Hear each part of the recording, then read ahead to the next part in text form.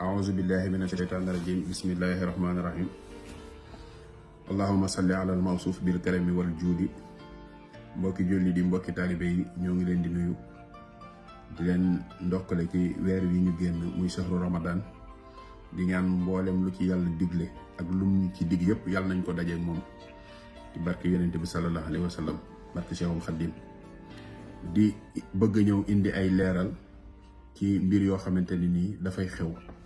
loolu nag lu yàgg xew la ci jamono waaye jamono yi nag dafa da cee raw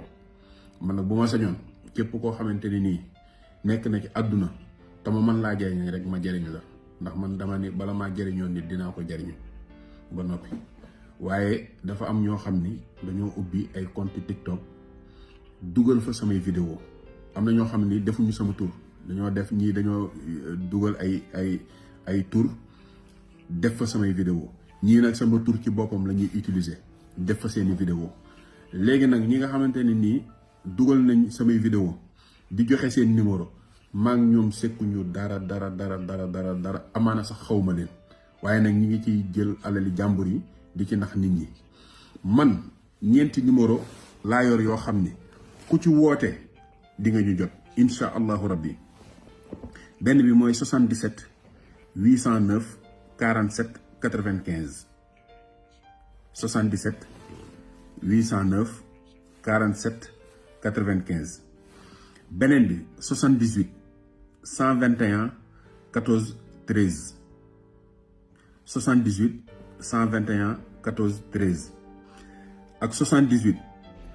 491 19 19 ak 78 388 36 36 ñeenti numéro yii budul yii koo ci woo jotoo soldaar may ñaan nag ñi nga xamante ni nii ñoo nekk di def loolu ñu bàyyi ko ndax am na ci loo xamante ni nii moom ñi yor wàllu yoon woowu ñoom ñi ngi ciy dox te bari na ñoo xamante ni nii am na arrêté nañ leen ci fan yi léegi nag moo taxoon ma ni naa ñëw leeral ndax leeral moom lu am solo la ci àddina lépp loo xamante ni nag joxe naa ko képp ku ko jël yàlla na la ci yàlla defal barke képp koo xamante ni nii jël nga vidéo yi ngir tasaare ko ngir jaam ñi mën cee gën a jariñu alhamdulilah yàlla na yàlla boole ñu tuyaaba yooyu ñi ciy am yëpp waaye képp koo xam ne daal yaa ngi ciy def gépp génn jubadi ànduma ak yow xawma la